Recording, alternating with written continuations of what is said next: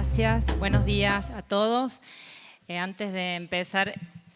mi intervención, quiero aprovechar este espacio para agradecer el trabajo que viene realizando la Defensoría del Público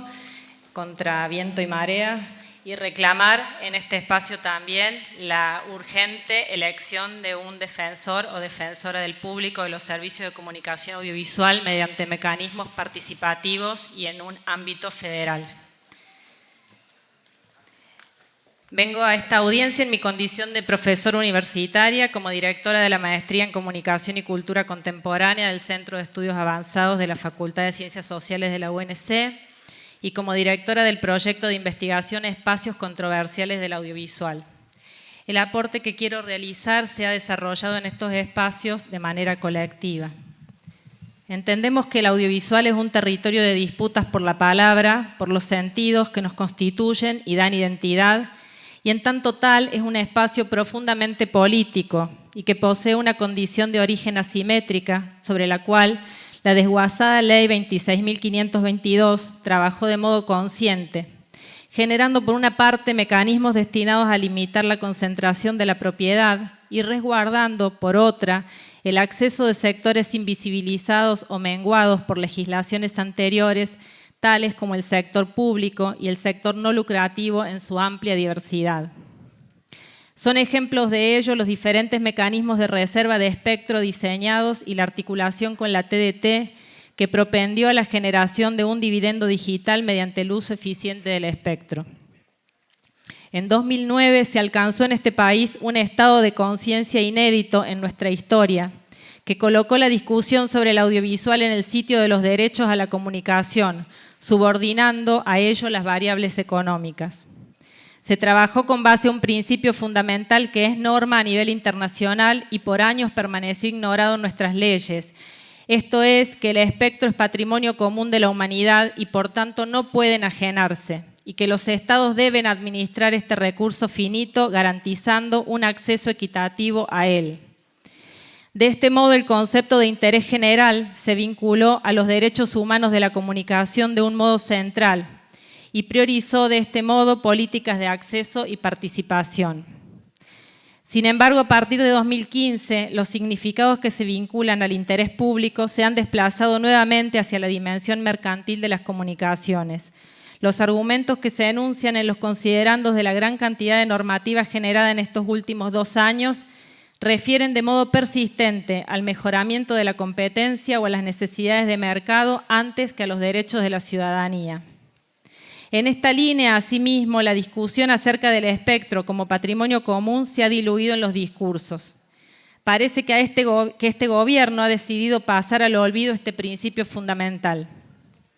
Más aún, en tiempos de convergencia, la discusión no solo alcanza al espectro destinado a la radiodifusión tradicional. También, y de modo central, es preciso discutir el espectro móvil en términos de bien común o bien público. Más aún, el acceso a Internet mediante vínculo físico y con niveles de velocidad razonables es hoy en día, ya en muchos países, un tema prioritario, sobre el cual se elaboran políticas de comunicación referidas a acceso. En muchos casos ya se discute un piso de acceso a Internet gratuito en términos de bien público y común, es decir, con características de acceso universal.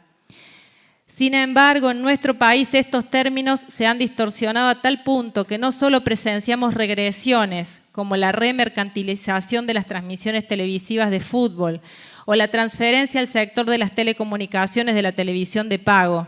sino que además esto se hace en contextos de creciente concentración de la propiedad, que en el caso argentino ha generado a partir de la fusión Cablevisión Holding con Telecom, aprobada ya por ENACOM, un actor cuyos niveles de concentración sobrepasan hasta los nuevos límites que había fijado el Gobierno Nacional a partir de 2015, lo cual requerirá un nuevo ajuste a la legislación por cuanto ambas compañías superan en conjunto los límites de espectro móvil permitido. En este escenario entendemos que no es posible garantizar el pleno ejercicio de los derechos a la comunicación si no se considera la necesidad de regulaciones asimétricas que tiendan a diferencias constitutivas de un sector ampliado que ya no puede leerse solo desde la radiodifusión tradicional. En efecto, la disputa se ha desplazado con fuerza hacia el espectro móvil en virtud de las posibilidades de comunicación y servicios convergentes que hace posible el desarrollo tecnológico disponible. Pero la disputa no solo es desigual, sino que ha sido explícitamente orientada a fortalecer a un tipo de actor en desmedro de otros. Así, los principales jugadores han conseguido en estos últimos años una regulación hecha a medida. Decretos de necesidad y urgencia, resoluciones, autorización de fusiones y hasta un conveniente proyecto de ley corta, mientras que los actores públicos y no lucrativos han visto menguados y vulnerados sus más elementales derechos y sus exiguas conquistas.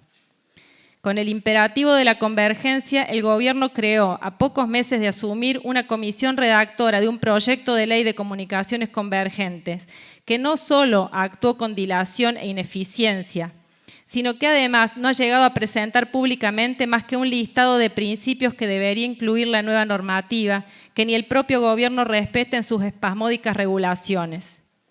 El sector no lucrativo y más ampliamente la sociedad civil organizada ha realizado en cambio un trabajo arduo de elaboración de documentos que diagnostican las necesidades de cada sector y realizan propuestas concretas en clave de derechos. Desde los nuevos 21 puntos de la coalición de 2016 hasta documentos elaborados por entidades del sector cooperativo y PYME como Colsecor y CACPI, muestran que hay conocimiento, diagnóstico y propuestas concretas desde estos sectores. Lo que no hay, en cambio, es voluntad política de implementarlos.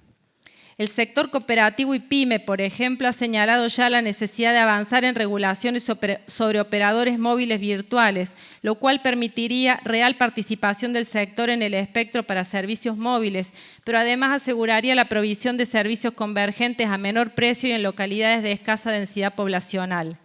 Pero también ha solicitado protección del Estado para evitar abusos de posición dominante, políticas de acceso, promoción y fomento a la producción federal.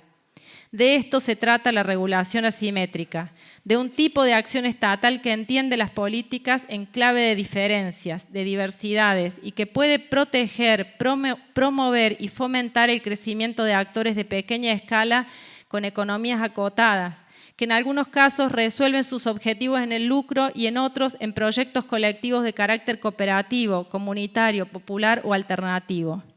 Nuestra propuesta es la de un sistema de políticas públicas de comunicación para la convergencia que entienda las diferencias como derechos a resguardar y no como escollos a invisibilizar y dejar morir. Muchas gracias.